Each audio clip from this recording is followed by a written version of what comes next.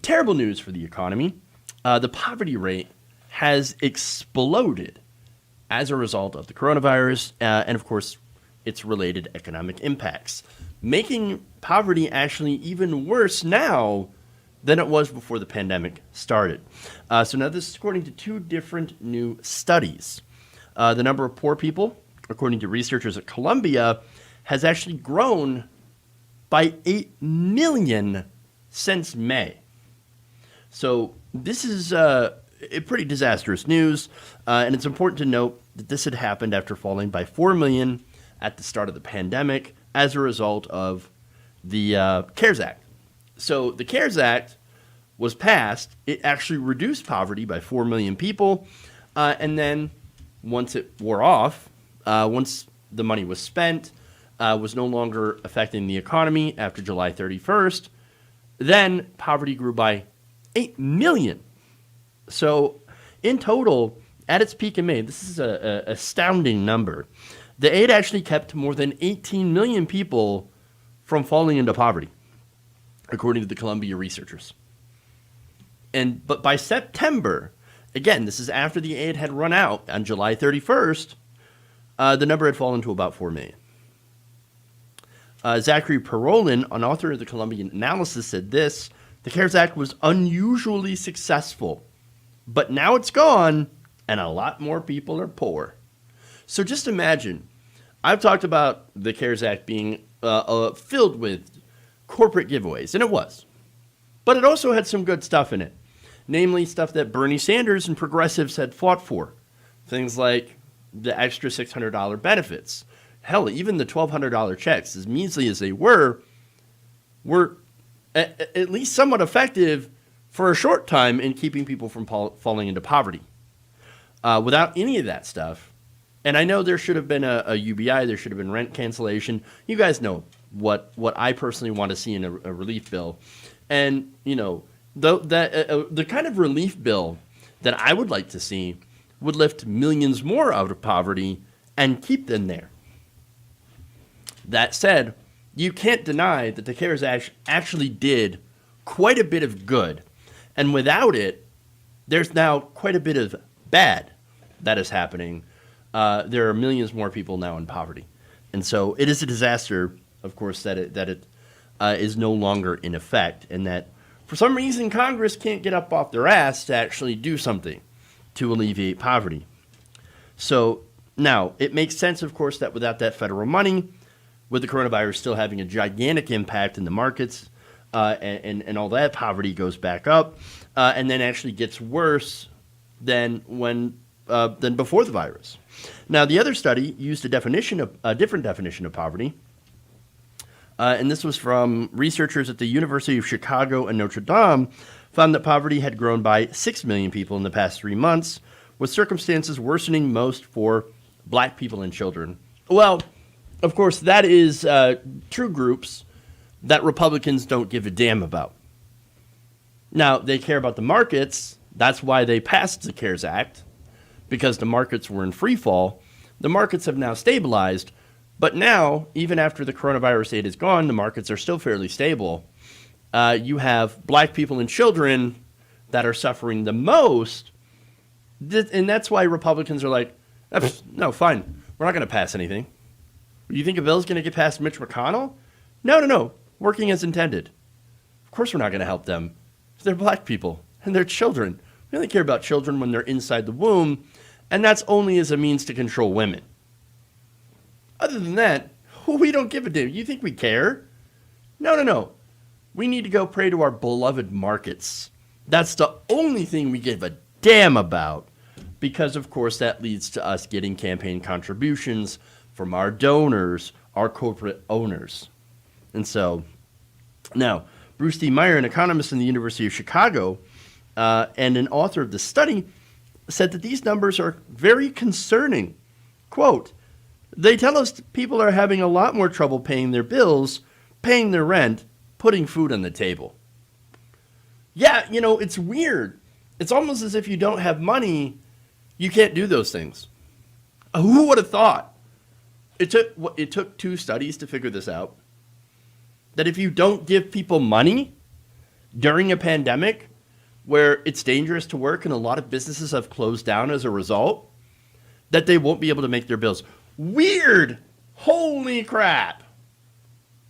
I know, revelations, right?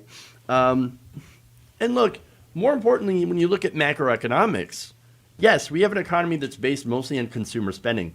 When you have a pandemic, that really eats into that because people no longer want or can go out to eat and go to movies. All those different services that are inaccessible as a result of the pandemic, when those aren't, can't function, people lose their jobs, and it creates a very negative feedback loop.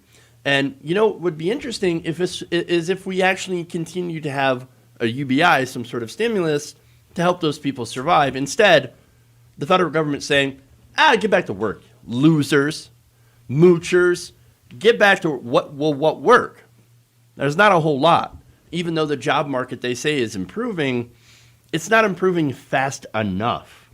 And so that's the problem. And again, it's not just like, it looks like I can't go and buy a Starbucks today.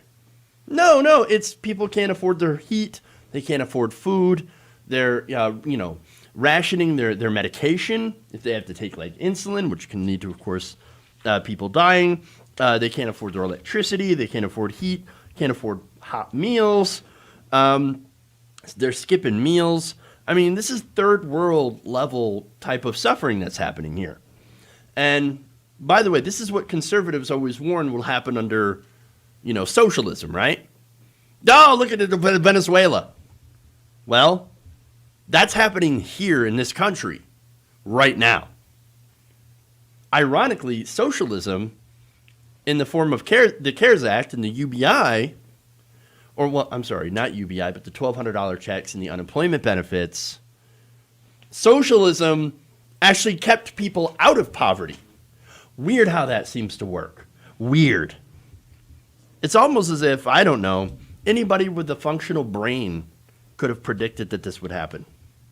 And as I said before, the job market is getting better, but it's not getting better fast enough, and we still have coronavirus that's running rampant across the country.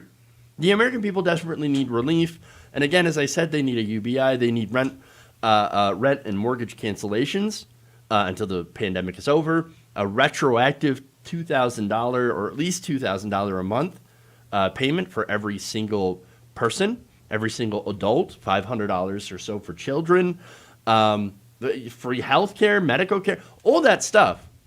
That's what we need to get out of this pandemic, and neither party is putting forward anything like that. And by the way, speaking of both parties and what they're doing, there was a recent dust-up between, Ro Khanna and Nancy Pelosi, and it's actually a lot more of a nuanced conversation. I know a lot of lefties are like, fuck Nancy Pelosi, she's horrible, and I'm going to disagree with her no matter what she says or what she does so I can be contrarian, right? Because I just don't like Nancy Pelosi. I get it. Ro Khanna criticized her. He actually made some pretty good points. Nancy Pelosi also made some good points. But overall, neither side is going to win because guess what? The elephant in the room is Mitch McConnell. Mitch McConnell is not going to pass a $2.8 trillion stimulus, which Nancy Pelosi rejected and Ro Khanna said that we should accept. Because even if, and that's what Donald Trump was willing to put on the table from what he said. Again, you can't really believe anything that Donald Trump says. But if he, a lot of the conventional wisdom, or at least a lot of the progressives were saying, hey, Ro Khanna's right, we should take the deal. Nancy Pelosi, take the deal. Well, if it's a legitimate deal, well, then absolutely. I would take it. Yeah. Who cares if Donald Trump's going to benefit politically by putting his name on a check right before the election? I don't care if it helps somebody be able to afford food. Then send the damn checks. Send the checks. The problem is that it's a moot conversation. And it's a moot conversation because of Mitch fucking McConnell. Mitch McConnell ain't going to let a $2.8 trillion bill get through the Senate. He's not going to let anything get through the Senate. And so, no, it doesn't matter if, Nancy Pelosi is wrong or Nancy Pelosi is right or Ro Khanna's wrong or Ro Khanna's right. It doesn't matter at this point. Both of them actually do make good points. But you're not getting anything done unless you remove Mitch McConnell. And that is the fucking problem. Mitch McConnell and Senate Republicans are the problem. And if you're looking at it from a perspective that is not colored by your own internal hatreds of certain politicians, and I completely understand why you would do so. I do believe Nancy Pelosi is garbage. But Mitch McConnell is not going to take that deal. He's not going to take any deal. If anything, I'd be okay with some piecemeal legislation, a $1,200 check, stuff like that. But again, I don't think anything's really going to get through McConnell because at the end of the day, he doesn't care about regular people at all. That's why he needs to get removed. Again, the American people need something, and I would accept a deal, but it's not going to happen, regardless of whether or not Nancy Pelosi would actually agree with Donald Trump on this particular deal. So it's just not going to happen. We got to get these assholes out of office. Unless we do, the American people are going to continue to suffer, and that is the problem. If you enjoyed this video, please give us a like and share with your friends. You can subscribe and help out the channel by becoming a patron. It's patreon.com/Jeff Waldorf, or you can become a channel member as well by hitting the join button below.